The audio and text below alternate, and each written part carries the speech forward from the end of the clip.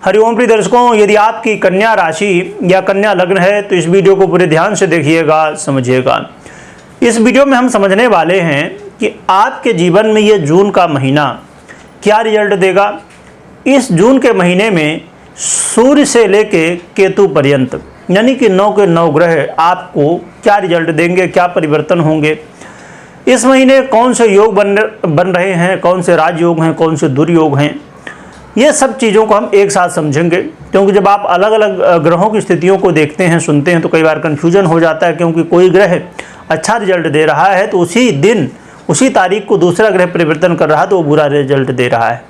तो आप समझ पाएंगे कि इस जून के महीने में जितने भी ग्रह हैं उनका क्या परिवर्तन हो रहा, कब हो रहा है, वो कैसे रिजल्ट देंगे। आपके करियर की बात हो, चाहे आपके स्वास्थ्य की बात हो, चाहे आपके धन की बात हो, क्या कैसा बदलाव होने वाला है, इसे हम समझेंगे। साथ में हम समझेंगे कि उपाय क्या करने हैं, आपको शुभ परिणाम क्या मिलेंगे, कौन सी समस्याएं आने वाली हैं और उन समस्याओं से कैसे आपको बचना चाहिए और कैसे आप बच सकते हैं।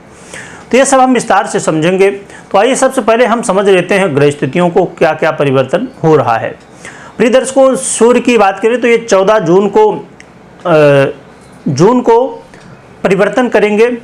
क्योंकि सूर्य का ये परिवर्तन बहुत महत्वपूर्ण है, क्योंकि यहाँ पर जून में जो परिवर्तन है ये मिथुन में होने वाला है। ये बुध की राशि है और बुध और सूर्य आपस में मित्र हैं और बुधादित्य योग का भी निर्माण होगा।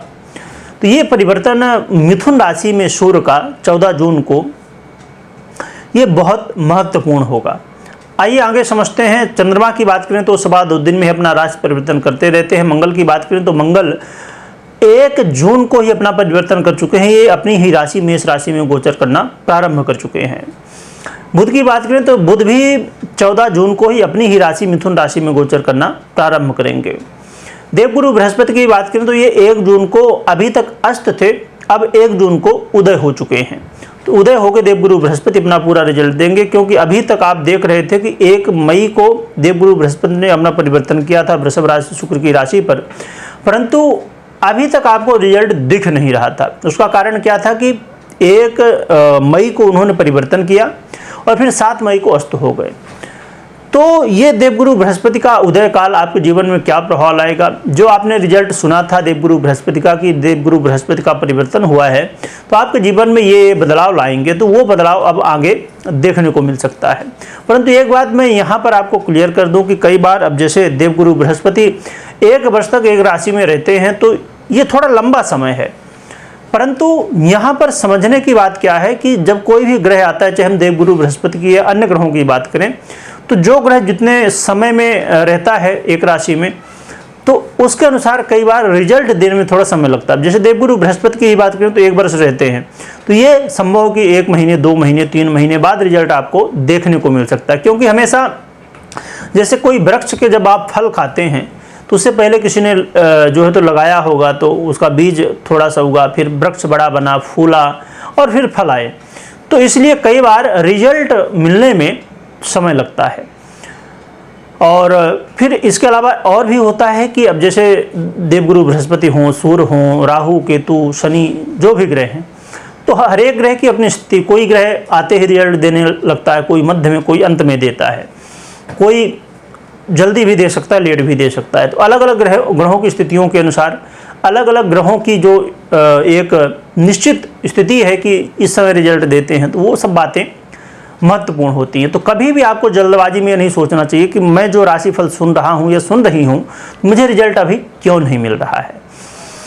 इसके अलावा आपकी जन्म कुंडली भी बहुत महत्वपूर्ण होती है। आइए समझते हैं। अब शुक्र की बात कर लेते हैं। तो शुक्र 12 जून को ये भी परिवर्तन करेंगे, ये भी मिथुन राशि में ही परिवर्तन करेंगे, बुध की राशि में।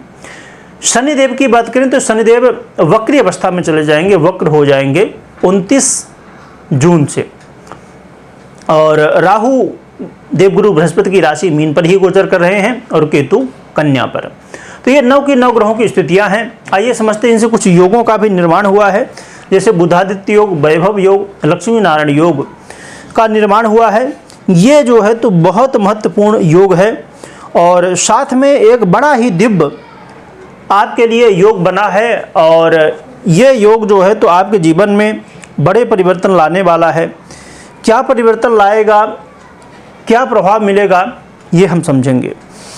तो ये बहुत सारे योग हैं और योगों का मतलब कई बार प्रिय दर्शकों, अब मैं थोड़ी सी यहाँ पर बात कर लेता हूँ, विस्तार से कभी हम चर्चा करेंगे। मैं पिछले समय में भी बताता रहा हूँ जब योगों की चर्चा हुई कि अब जैसे हम बात करें कि मंगल की और बुध की, इनकी आपस में जो है तो शत्रुता मानी जाती है, परंतु कई बार यही ग्रह ऐसे योगों का निर्माण कर देते हैं जिनसे बहुत सारा लाभ हमें प्राप्त होता है।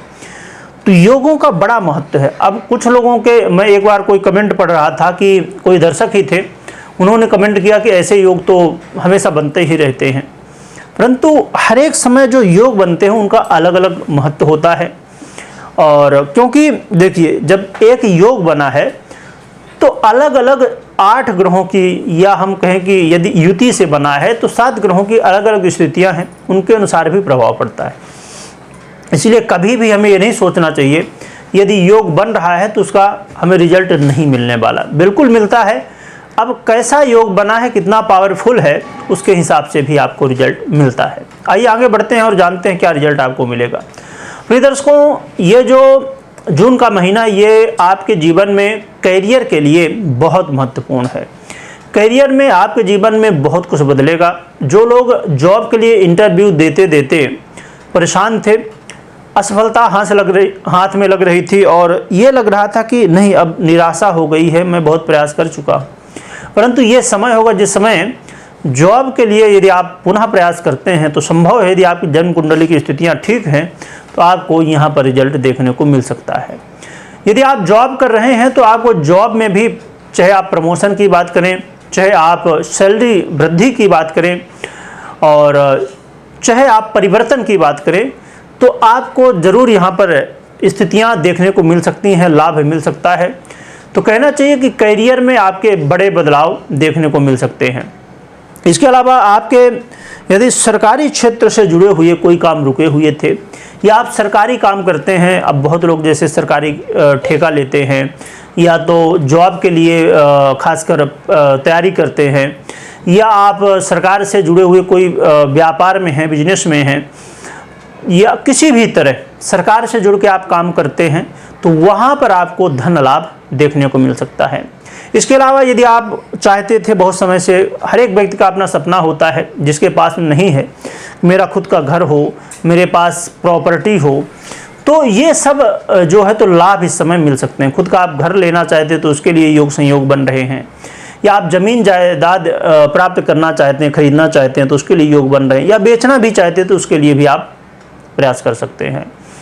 इसके अलावा आप अपने जीवन में यदि ये महसूस कर रहे थे कि कहीं ना कहीं लोगों का सहयोग नहीं मिल रहा है, तो ये समय होगा जिस समय लोगों का सहयोग और खासकर आपके मित्रों का सहयोग या मित्रों द्वारा लाभ भी आपको प्राप्त हो सकता है।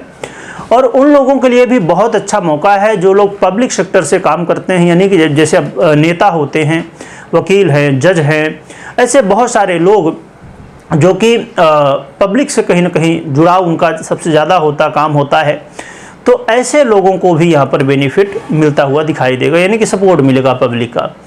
तो ये बहुत सारे लाभ आपको मिलने वाले हैं प्रिय दर्शकों।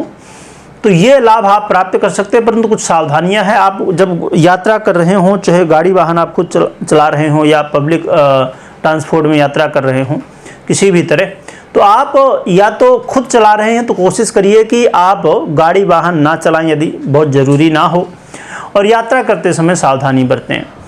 जो लोग गुप्त धन प्राप्त करने की कोशिश करते हैं या रिसर्च वर्क करते हैं, उन्हें भी थोड़ा इस समय सावधान रहना होगा, क्योंकि इस समय थोड़ी सी मुश्किलें आपकी बढ़ सकती हैं। तो ये कुछ समस्याएं थी। और इस समय सबसे महत्वपूर्ण और भी एक बात होगी कि आप अपने घर परिवार में माहौल जो है उसे शांत बनाए रखें, क्योंकि इस समय देखने को मिल सकता है कि कलह का माहौल बन सकता है, वाद विवाद हो सकता है। तो इससे, और अपने वाणी में भी संयम रखें, क्योंकि इस समय वाणी में कहीं ना कहीं देखने को मिल सकता है कि उसकी वजह से आपके शत्रु बन जाएं या समस्याएं हो जाएं। तो आपको अपने वाणी में भी संयम बरतना चाहिए। इसके अलावा प्रिय दर्शकों, अब हम बात कर लेते हैं उपाय की बात करें तो आप अपने इष्ट की आराधना करें, अपने कुलदेवी कुलदेवता की आराधना करें, गुरुजनों अपने पुरोहित का सम्मान करें, गौ माता की सेवा करें, नित्य प्रति आपके आसपास जहाँ भी मंदिर हो जाइए, भगवान के दर्शन करिए, आशीर्वाद लीजिए। ये उपाय करने से हमेशा आपको लाभ मिलने वाला है। भगवान भुवन भास्कर को अर्घ्य दीजिए और अपनी दिनचर्या को धर्मयुक्त बनाइए, इससे आपके जीवन में बहुत कुछ प्राप्त होगा। कमेंट में अपने इष्ट की जयकारा लगाइएगा और स्मरण भी करिएगा। वीडियो देखने के लिए बहुत बहुत धन्यवाद।